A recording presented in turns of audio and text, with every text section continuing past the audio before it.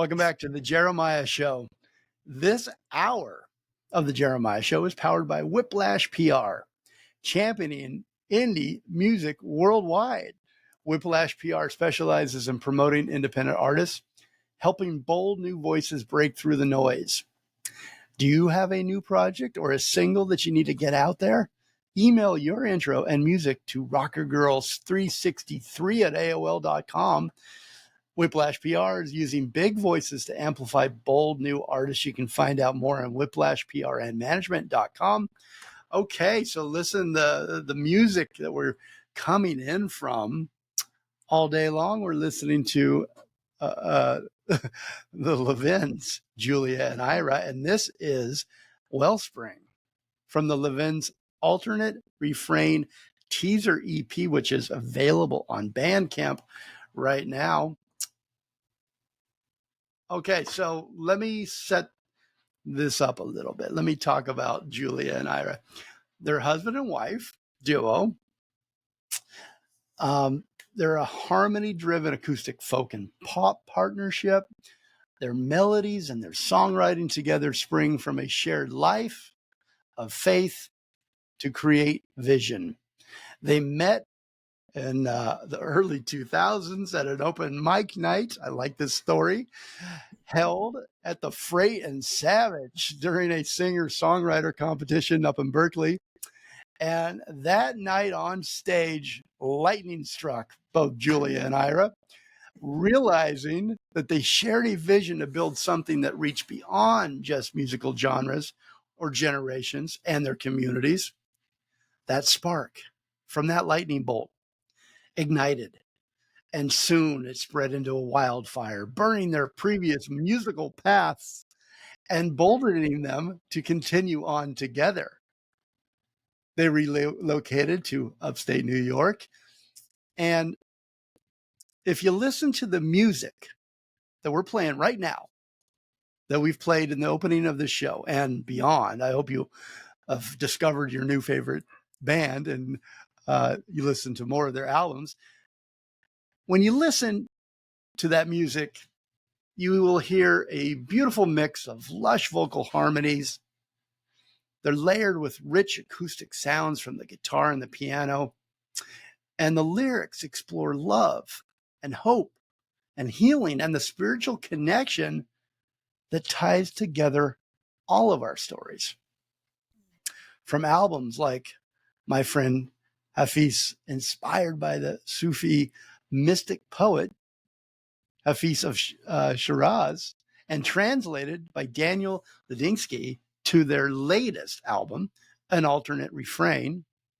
Their work has consistently embraced this shared vision of making meaningful music that uplifts and connects with its listeners. They are dedicated to fostering intergenerational and interfaith connections, organizing family concerts and interactive storytelling sessions and community performances. These events that they organize unite libraries, schools, synagogues, faith communities, and folk festivals. So from the ashes of that fire so long ago in Berkeley, a musical duo has blossomed, not just as collaborators, but as life partners whose connection is the very foundation of their creative journey and energy. Welcome, the Levins. Hi, Julia and Ira. Jeremiah. Oh, thank you. I think we're going to have to invite you to come wherever we are. This is amazing. I think you don't have to invite me. I might just show up uninvited. That'd be great. I'd much rather have an invitation, though, so I'll accept that. When you have a standing invitation. Well, I describe your songs. I was thinking about it, listening to the albums and the music that you sent me, and I describe the music and the songs like compassion set to melody. And before you met, what were each of you individually seeking but had not yet found? That's interesting. Yeah, I think right before I met Julia, I said, okay. I said to the universe, I'm ready. If there is a partnership for me, I am open to that. And then it, when it came in, I found myself doing this because I was like, okay, I know you, buddy. I like this girl, and let's make this happen. And I think there was a moment when I asked myself what would it feel like if Julia was the one, and I just felt this ocean of calm wash over me.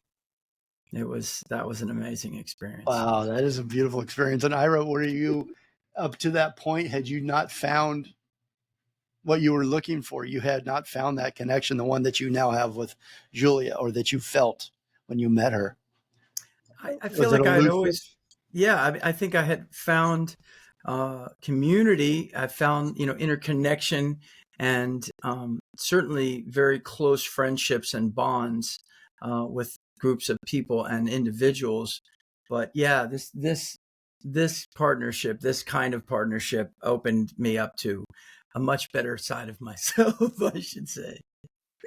Is that amazing when that happens, or which is rare? I think it's very rare. It doesn't happen all the time. And Julia, what were you looking for in life? I was seeking connection. We were out in San Francisco, and I was out there alone, and I was teaching, and I'd always been a spiritual seeker, whatever that meant, and whatever, I think I was figuring that out at the time myself. Not sure where that was ever going to settle, but I found him. I found Ira, and our connection just really had a beautiful foundation of understanding that we appreciate having connection to a source, having connection to the universe, to whatever word you want to say. It's all semantics, but I mean, and we were also both in the same space, and which is why I think it worked so well, that we understood that there wasn't any one source to rely on or to jump into or follow. That one source branched out into so many delightful facets and rays. But it's that mysticism that flows through all, that thread that runs through all things. Yeah. You both had that and recognized it. That, yeah. We appreciated it. Yeah. we did. We appreciated it as the foundation of who we were as people and who we wanted to be as friends first, and who we wanted to be as a couple down the road. I don't think we understood what we were forming at that moment. We were just having fabulous conversations and waxing poetically and philosophically and spiritually, and the singing honestly didn't come till later. So it's very although she did remind me to hydrate. First started becoming friends. We both in our separate paths. Musically at that time, taking care of you from day one. I like it. Well, let's just pause for a second to recognize all seekers out there, all of you that are listening, that are seeking something. I just want to put them on a pedestal, because someone that's seeking, right? Isn't that the best kind of person to be around, because they're trying to grow. They're always looking for how they can, offer something to the world, but through their seeking. I just love that you both were looking for that, and you both found that, and that you were both seekers. I think that's we did that and supported. And we were just talking about this, how even if you find something that you're seeking, but you find it and you realize. We've been married for 23 years and we're still discovering things about, and we might have found each other, but we're still discovering. It's still a lot of wonder. It's still expanding. What's the last thing you discovered about Julia that surprised you? Uh-oh. I'm always, she just has this way of coming to center and, pointing something out that maybe I'm wrestling with, or, it's like, okay, the energy that we're dealing with the world with, we can make it easier on ourselves, especially in the day to day, because, I think we're all dealing with things on multi levels right now. So allowing the little things to freak us out, is not always helpful. So yeah, Is it nice to know that you have someone like that uplifts you and that you can count on when maybe your head's a little heavy for that day? We take turns. We always say that we can't be in the rabbit hole. With only one person down the rabbit hole at a time. Get out, so somebody's got to be on the side, with the rope. With the rope, It's like, okay, I got you. Here's the ladder. I like that. Julia, what first attracted you to Ira? What was it? Was it his music? Was it his spirit, his light, his humor? He's got a great sense of humor. I don't know what it was, honestly. I think it was, and this is going to sound corny, but it was just kind of meant to be. And neither one of us understood that from the beginning. We met at the Freight and Salvage. It was a competition, which we both say we won. But he, as he played, I was leaving, and something made me turn around and listen. And, he stood there in rainbow suspenders he was a cross between Mork from Ork and Bono. He had no, was there no sideburns. I had a mullet, I mean, it was quite a choice. And so it wasn't necessarily like this immediately, like, you're saying Ira's an acquired taste. He's a wild, listen. At that moment we were both going through whatever we were going through, but I will say when I finally did go to one of his soirees that he was having, the first thing that happened was I sat down in his band room. I looked at all the posters of all the rock bands everywhere, and my very first thought was, I can't marry this guy. With that tone in my head, I still hear it over and over. And my second thought was, why would I haven't spent 5 minutes with this person. Why would I even be thinking that? So I can't marry this guy. Right. I was happy being alone. I didn't need anything, necessarily. There was the answer. Yeah. So it was like, what? Yeah. The answer was in the question. Yeah. Well, I think that also helped too. I think we were both fairly comfortable with ourselves too. Yeah. I think in that way. And I didn't know if I would be with anybody either. So it was, but at that point, like I said, I was ready. I was thinking, okay, if this can happen, I'm open. So, and in fact, as Julia said, when I saw her at the open mic, and she came on, and I was just thinking about people to invite to this song, this songwriters party I was going to throw, but she started singing the song about her parents' anniversary. And I said, she's perfect. That was the words. Just, still trying to live up to that. But well, it's like nobody's perfect, but it is I always wake up and I'm very grateful every day because I feel like it's meant that's to be. Sweet. That's great. I love that. Well, my friend Hafiz, was that your last album? If I have the No, it was that was one of our first, actually. Oh, it was actually, so 3 albums ago. Yeah, we re-released it. It was actually, our first album was called 36. Then we put that one out. And when we got to then we put out an EP called Barely Contained, which at that time we called the Mamas and the Papas Having Coffee with Cole Porter. Very different. It was a different sound. And then we were trying to find our legs. And then when we moved to New York, we ended up putting 2 more songs on the Hafez album and re-releasing it. And at that time, we did this collaboration we went back to California, and there was a circus called the Sweet Can Circus, or the Sweet Can Productions. And it was this melding of the Hafez music and the poetry with holy goofing and aerial, it was just this beautiful merging that happened. And then we redid it in 2018 with a Broadway director, and it was just that was an amazing experience. So that album we've had Trust and Caravan of Dawn in between, but that one album does keep kind of floating in and out of our keeps the presence alive quite often. Yeah, reminds us. I mean, even the fact that you started with an explanation in regard to all of that, I was like, wow, that's really interesting. hello, whoever's, you know. Yeah.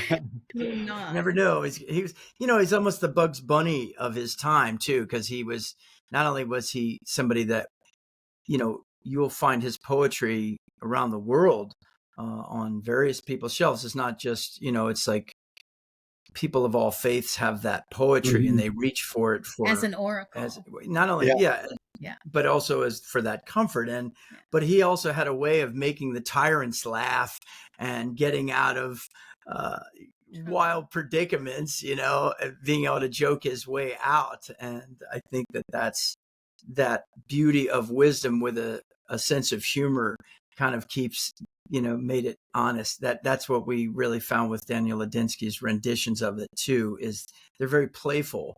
And they have a playful honesty about them that kind of cuts through for the Western audience, and I think that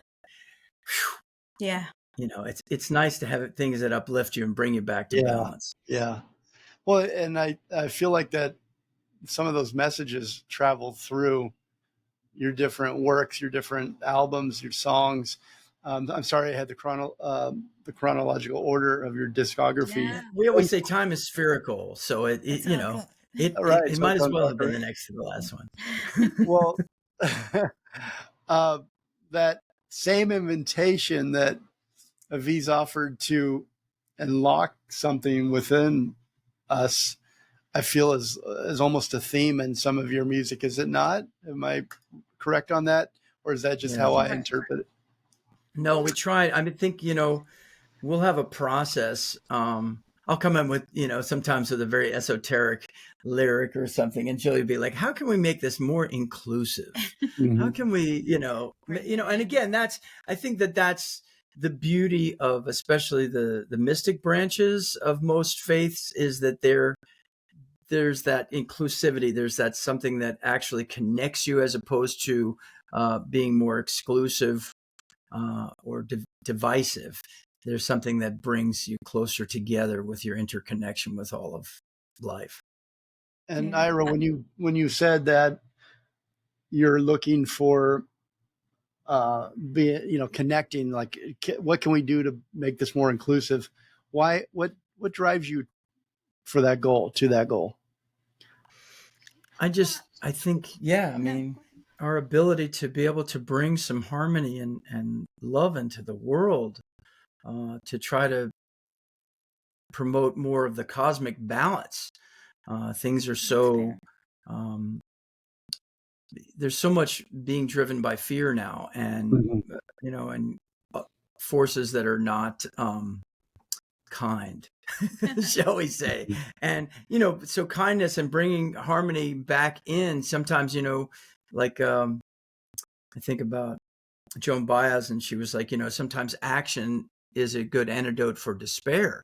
And sometimes if you're overwhelmed with what's happening in the world, knowing that you can be kind to somebody, figuring a way to use your creativity or whatever you have that you offer, that allows somebody else to center or get some calm or get some beauty, or as Roland Kirk used to say, a bright moment. He had that song, Bright Moments, and, to promote and generate bright moments. And I also think, in terms of inclusivity, I think that, I had a good decade of seeking in terms of like, where do you belong? How do you fit in? Where can you not be pushed away or feel not included? Where are those spaces? And we had, and early on in the coffee house experience that we had, we were singing, we were having a great time. And the club it was down in Burlingame, but okay. It was, we were just singing only the songs that we knew. It was very new to us.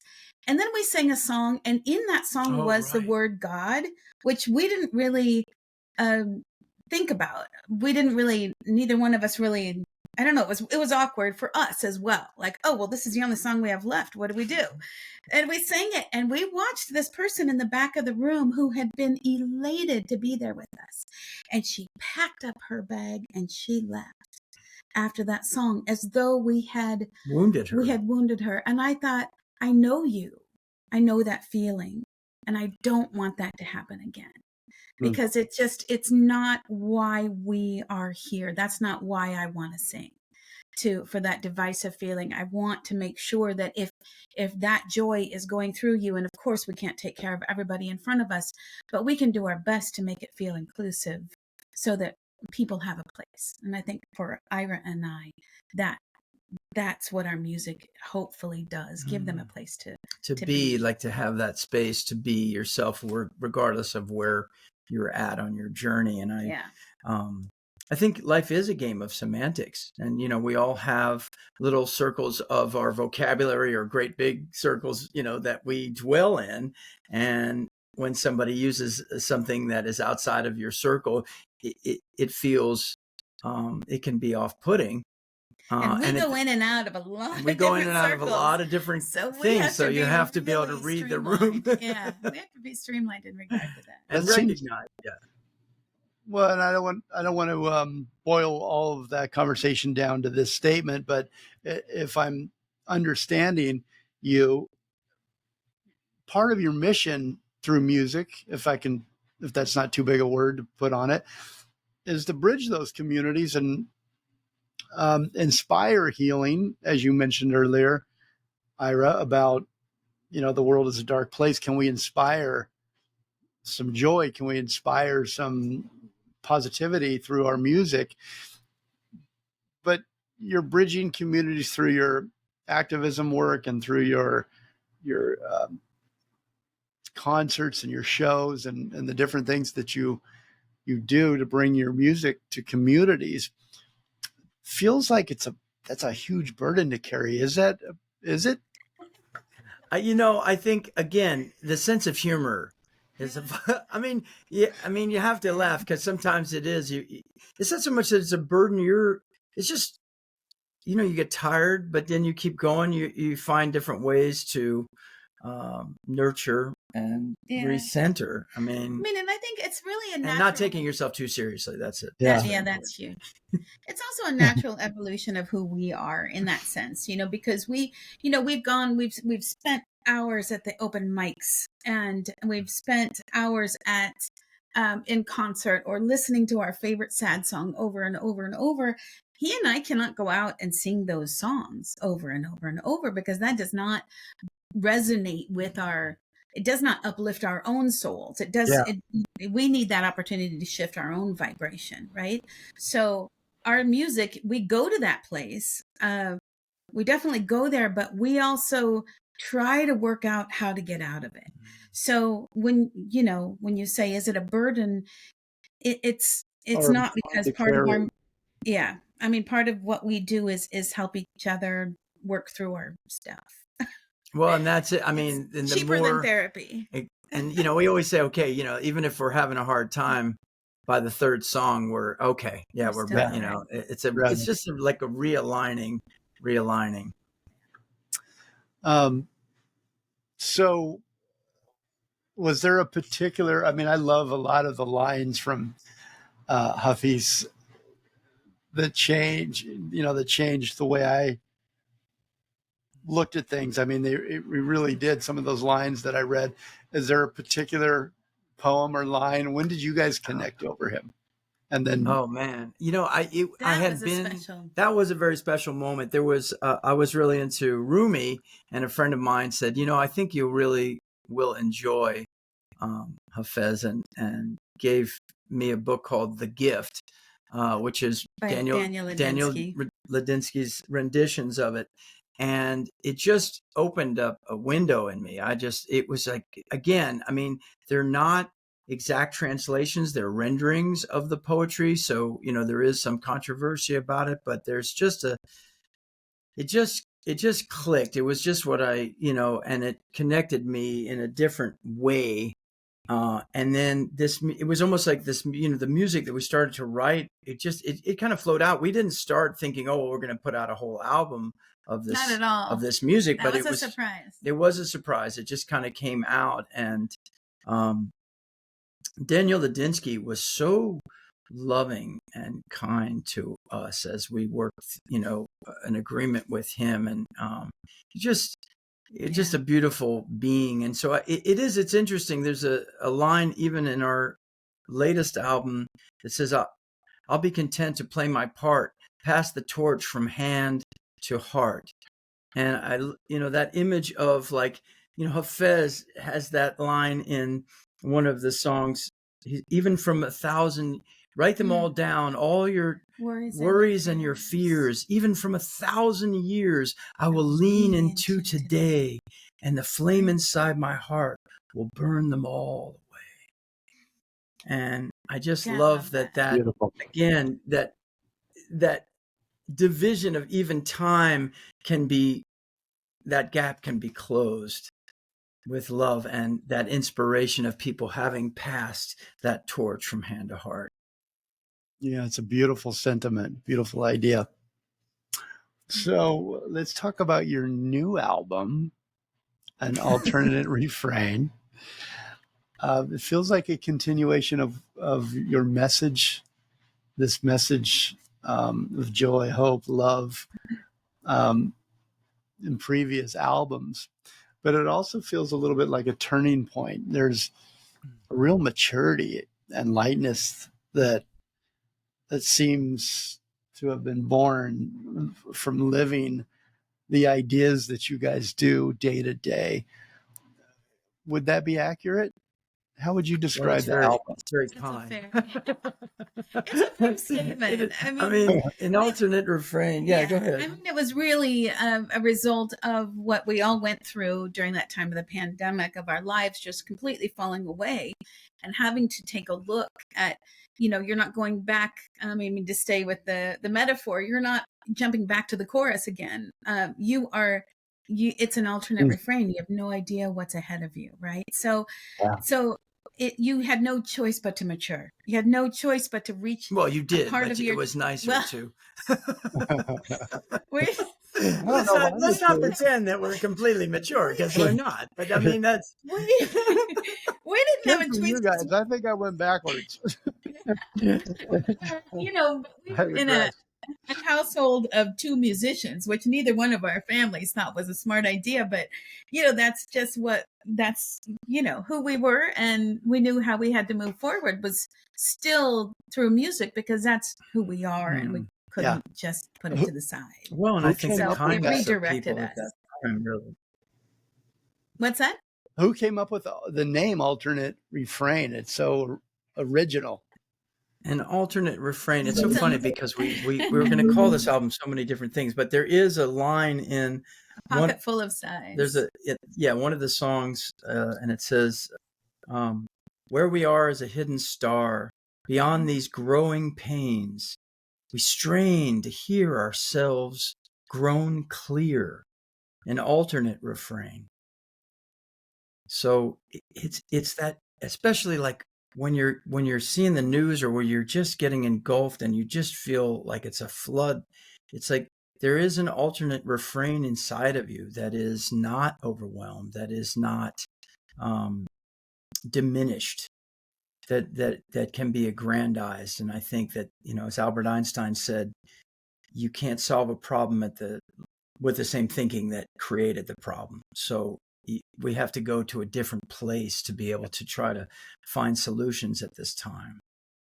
And it comes from a clarity within us that is us and is more than us, because it's interconnected to everything. The belief that we are more than we know. Understand. Yeah. More than Right. we understand. I like it. It really makes me think. It's a title that makes me stop and think. Mm-hmm. And I like that I've added that to my thoughts about it. How does the new record reflect where you guys are in life right now at this moment? I'll let you talk to it. I think, because I kept saying, well, why, because it was taking us a while to release this album, it took a long time. And we were waiting for friends and, musicians across the country too. And, to be ready to contribute or be in a place where they could contribute. And I thought, why is this taking? And it's like, because it's supposed to be for right now. Yeah. In terms of everything going on. So I think sometimes, again, like you don't understand the greater timeline of things. Sometimes, we try to force things, but sometimes the universe just laughs at you, or, it's like it has your best interest at heart sometimes. And which is what I feel about this album. I feel like we have really you're supposed to have the plan. We've downloaded the 90-day practice of how to release your CD and all of this stuff. And we've been throwing caution to the wind with this, just what we're capable of doing in the moment, really, because of trying to just exist. And just having the faith that whatever we're doing is really helping the album and coming out exactly when and how it is supposed to. We really do believe that in our hearts. And I mean, this whole album was written in a place called Maple Road. That was where we lived at the time. And even the front of the album is the picture of our living room. And we knew for a long time it was going to be Maple Road, and this is the picture we were going to use. And still, we went to different titles, and we went to different pictures, different artists. We tried the same guy that did all of our albums. We tried our friend who we'd love to do one of our albums. And in like 10 minutes, I just sat down and I came up with this cover, and I thought, oh, there it is. And it wasn't Maple Road anymore. And it isn't Maple Road anymore. It is that mesh of the world and where we came from. So it's, to me, it's just super. Come through. I'll try to hold it up. It's super significant for Ira. You know what I like about that album cover?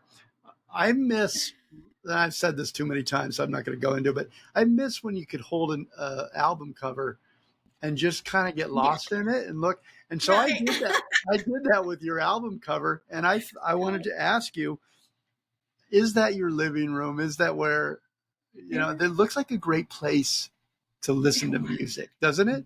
Doesn't it look like a great place to sit with some friends and listen to a good album? Yeah, we wanted to put this one out on vinyl as well, just because it felt like that. Those were, I think that's a phenomena. I don't know. When we were growing up and when people would come over after school or, and people would get together and listen to an album, pull out, the vinyl and listen to it as a group, and how bonding that was. Yeah. In a little cozy living room, with. Yeah, that's what I felt. It was great. You don't see the fireplace there, but right in front of the fireplace. You imagine there's one there. Yeah. I imagine there's a fire going, in the background. It didn't actually work. Our turntable was in front of it, ironically, but we loved that space. We sat on the couch, on the blue velvet couch that's a mate to the picture, and we wrote the music from this album toe to toe. Just writing the lyrics as we talked about what is going to happen with our lives and what does this mean for us. And so to have the living room on the front of that album, have that being represented it's full circle for Ira and I. Yeah. Are there any alternates that you're personally bringing into your life right now that you're embracing? Yeah, I think maybe more shadow work, just trying to what does that mean? I think just recognizing that we're all wounded in some capacity, and that we hold on to things that kind of weigh us down or create fear-based reactions with each other, things that block this relationship and this relationship. I think for the most part we have trained ourselves to be gregarious and fun and easygoing, and at the same time, I think that nobody gets a free ride. I think we're all here to learn stuff. We all have things that maybe, and especially as you get older, sometimes you don't want to look at them. Well, I think it's kind of something you referred to earlier in terms of how special it is to be seekers coming into this. We have never stopped. So when something comes up for us, we work at it. We let it come to the surface, and we're fortunate that we have partners that are willing to, and not only willing to, but able to acknowledge it. A lot of times in this world, we have people maybe even in people in power that won't even acknowledge where their pain is, and therefore it will never be dealt with, and it will come out sideways through vengeance or through whatever, and myriad of ways. And it's not so much that, yeah. So I mean, that alternate life for us is that we're not just staying on this cute little path that we could be staying on and moving, perfectly according to what people think it might look like. But for us, it's a matter of like, are we continuing to grow, not just as a couple, not just as musicians, but in our hearts, individually, in our yeah. independently. And how does that goal help the music and help you grow as musicians together? Think back to that. You guys have been playing music together for over 20 years, right?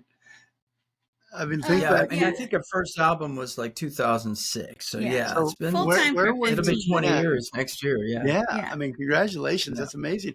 Where were you then when you released that first album? In the garage. In the garage. Was there a moment though? Do you set out for messages through each album, like a progression, or is it just? It was, it was very interesting. I think that was kind of, it was fascinating. Actually, that first album was like a Jewish mystic album with Kabbalistic wisdom of, there's a song called Tzimtzum, which is like you pull back instead of trying to fill up the space with yourself. You pull back to allow somebody else to come in, something else to come in, the community, life. And what happens when you do that with that practice? Well, I mean, again, you have, it's a paradox, as you say. I mean, Terry Pratchett once said, the problem with keeping an open mind is that people come along and try to put things in it, and so I think, you have discernment is always a key. Discernment is your friend from moment to moment. But and also that pulling back does allow for help along the way. Space, yeah. So if you're taking up all that space, you're not leaving room for change and shift and opportunities for discernment. So because we can stay on our, like I said, you can stay on your own path and keep your blinders on and find that you turn around and it's not where you want to be. But I think, each step of the way we've tried to, express that inclusivity in different ways that have resonated with us. And we kind of knew, like we did that first album and the mystic side of the Kabbalistic side of Judaism, and then Hafez came along and we were like, what are we doing? And it was like expanding, where the circle, the ripples going out and out and out. We said that that's what we would do then. Well, it's okay, let's put out this Hafez album. And then the next one was the next one was the Mamas and Papas having coffee with Cole Porter. Kind of Tin Pan Alley feel to it, but it was all joyful. It was a love song to coffee. It was just very different, but it was our writing styles collaborating for the first time before they really evolved. So, and then Trust, clearly that's an album that says, here we go. We're on this path together, trusting and moving forward. So there is this evolution of who we are. But the threads are the same. The thread running through them all, I think, is the same. And sometimes we stop and go, "Are we saying the same thing over and over?" But you try to vary it up. Like if you read, your favorite poets or your, songwriters. Again, even like we talked about earlier, just even if you're seeking and you discover something, it's like you'll never know. You can never know everything. You can never find the end of discovery. I think that's allowing ourselves to be in that stage of unknown, to be open for that. So you're not like, well, I know it all. And because that becomes very confining, because it's like, how could you know it all? There's no way. There's so much. And it must be really great to look back though at these albums as almost milestones or stepping stones, and there's a common thread that runs through them. But you're growing, you're maturing with your audience, hopefully. And I wonder if you look at your role as a musical artist, your roles in this lifetime, you are musical artists that are listened to and admired, and you're offering perspective to all of us, your fans. Do you look at that role similar to a spiritual leader in some ways? I Not a think religious leader, again, but a spiritual leader in a way. but it's spiritual. I think, yeah, we go in and out of different, both secular and spiritual communities. Yeah. We have leadership roles in a couple of them, and I think that And those are leadership roles that just kind of came to us. because it was like we didn't really even ask for them, but it was like we were open to say yes, we'll do this and see where it goes. And I feel like that has opened us up back to this music to be able to say, okay, and to be a leader is a very humbling kind of thing, because you're not, again, you can't take yourself too seriously. Otherwise, like that paradox is a very thin balance. You're panning for gold to try to be like, okay, how can we remain honest and sincere and not get too excited and think that we're, all of that. And then you lose it. Right. So Those I think were it my has words, to be. not yours. I'll just make that clear. There were. I wasn't trying. No, I mean, I wasn't I trying think to. You're modest. You're both very modest, but it is a little as bit. You are I mean, I think Ram Dass said it when he taken as a said, we're all compliment.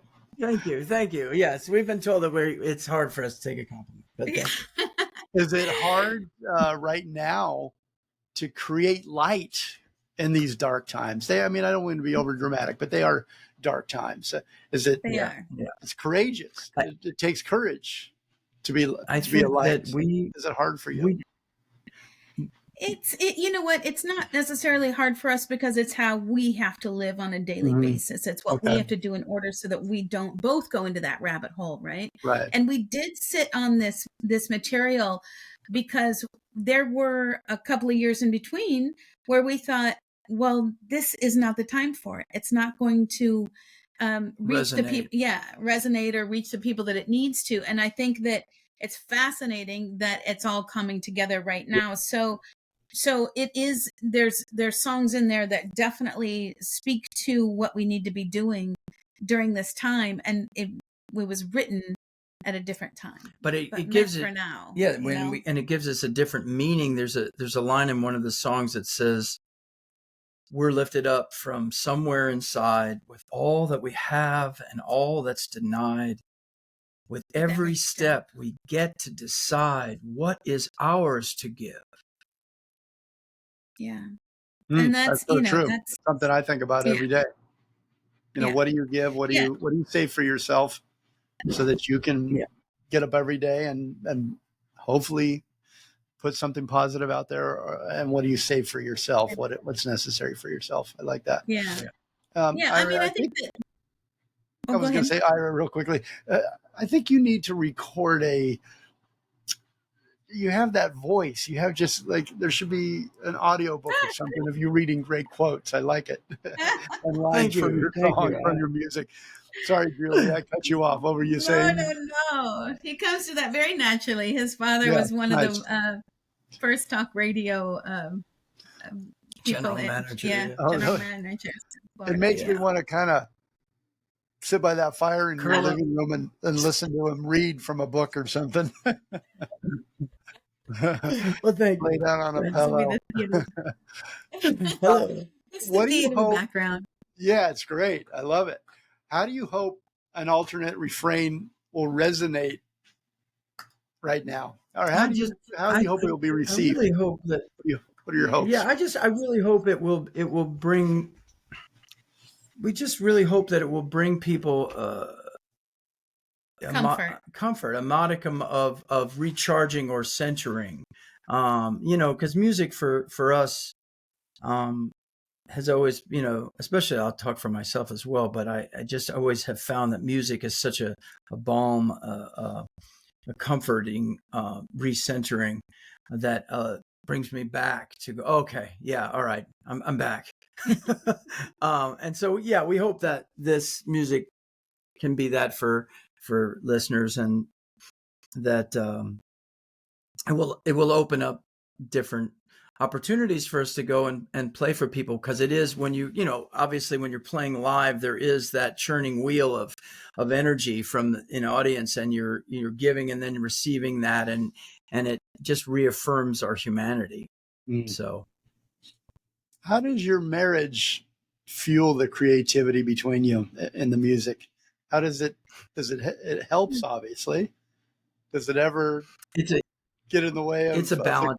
Yeah, I'd imagine. Well, I mean, it is a labor of love, because there's always something to do, right? So, I mean, there's always, we just last week we're like, okay, November 10th will be our day off, because it's, that because we are married, and because we are, our life is working, creating, singing, laundering, everything together, right? Where it's a 24/7. I used to say that the 1 year is like a dog year, because we're with each other, constantly. There's many dog years in this. And maybe a day is a dog year. We're fortunate for that, but we have dog house. I've been there. But he's got his strengths. I have my strengths. We really complement each other. That's been the great dance. I think, I think if we're going to generalize in a certain way, just, that I have this like drive, let's go. And Julia's like, let's make sure that, we're not spinning our wheels, that things are going to be done right, that, and that's so it's like you balance each other out in that way. I think. Julia, writing styles. Yeah. What are Ira's and then we switch strengths? Ira's strengths? Oh, he has many. Absolutely what do you rely many. on as an artist? As an artist, I would say his inspiration for lyrics and willingness to really delve into bringing lyrics to the table. So we have the story that we share. It's like, I can write an entire song, and I ask for help on one line, and he comes up with the one line, and somebody from the audience says, "Oh my God, I love that song, especially that one line." So, and that's happened both ways too. Yeah. So, I mean, we do, everybody asks who does the writing, and we sincerely write together. We really do. We might bring more of the composition or the lyric in, but it's really a mutual aspect. So I'm really grateful that he loves to sit and really, he'll come with 4 or 5 pages of lyrics for us to distill down to a tune. I'm grateful for his ability to keep us on task, because I'm not so good at that. And and he's just really good at a lot of things. He really is. Plus keeping us positive. And I, even on a personal level, he'll be the one to come back after an argument first. How do you resolve creative differences? Oof, that was a tough one. We're like, that took a while, because like I was working with a slam swing vaudevillian time traveling band going up and down the coast, and I was touring with an a cappella women's group. And then I was out doing summer camps and different things, so working with somebody else and allowing them and letting your ego not eclipse everything, and say, okay, okay. Even though you're attached, because when you come in with an idea, you can get attached to stuff, and then you realize that, this is going to be better in a synergetic, in a way that, that allowing, it's allowing, listening and allowing and saying, okay, let's listen to this, and also being open. And then when you sit with it, go, oh, this is totally better. Yeah. So it's always better when we put our egos down, and we'll laugh. We'll be like, wow, the ego was only there for 15 minutes this time. It's we're hyper aware of when we start to get defensive about, having to kill our darlings, so to speak, having to throw away ideas that we were so attached to. And we always know that the song is better for it. So we've had that example over and over again now, so that we can trust it. And the ego might still pop in there, but it will. Yeah. No, it will. It's coming back. Yes, I that know. darn ego, man. It's always in the way. Yeah. It's always going to crop up. Well, unfortunately, we're out of time. But the good news is that means we get to listen to the song that you brought to us to play to the world in its entirety. That's coming up in just a second. Hafez wrote, "Even after all this time, the sun never says to the earth, 'You owe me.' Look what happens with a love like that. It lights the whole sky. And your music feels like that kind of love to me, generous, illuminating, and constant. And I thank you both for coming on today and sharing your story with us and sharing your music with us. Jeremiah, you are a beautiful being, man. The work you do is really, really good, man. Thank you for sharing. Thank you. And thank you so much. My guests today have been Ira and Julia Levin, the Levins. Their new album, An Alternate Refrain, is available now on their website. I am going to give you their website. It's thelevinsmusic.com, the Levins music.com. You can find that music there. The new album, again, one more time, it's An Alternate Refrain. It's out everywhere on December 21st on vinyl and CD now on the website. It encapsulates the best of the Levins' artistic voice. It's tender. It's subtly spiritual without preaching. It's transparent about struggle while it's still brimming with light. The 10 songs on the album celebrate themes of love, self-reflection, courage, vulnerability, and compassion. And I encourage you, please go pick up the album and go find a nice living room of your own and cozy living room and play it with your friends. Light the fire, make some tea, coffee, hang out and check out this album, or maybe some wine. You can find them on their social media. The Levins YouTube channel is on YouTube. Go to the Levins Music, and Facebook, the Levins, Levins, and Instagram, also the Levins. Again, their website is thelevinsmusic.com. And upcoming events, guys, where can we see you? Where can we catch up with you? The live show, I imagine, is just fantastic.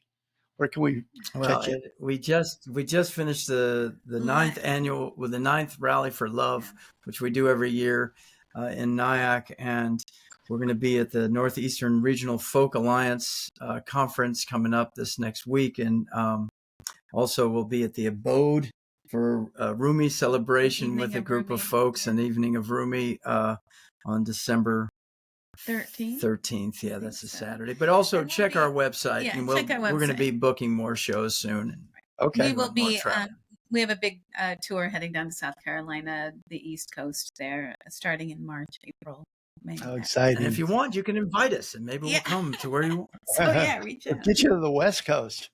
We have things for us to go back. When's the last time you were out? This is your home, right? Your original home? Yeah, we were there for 20 years. Yeah. 2019, I think, was the last time we were there. We want to play now. I love your titles. Your titles are so great. This one's Morning is the Mercy.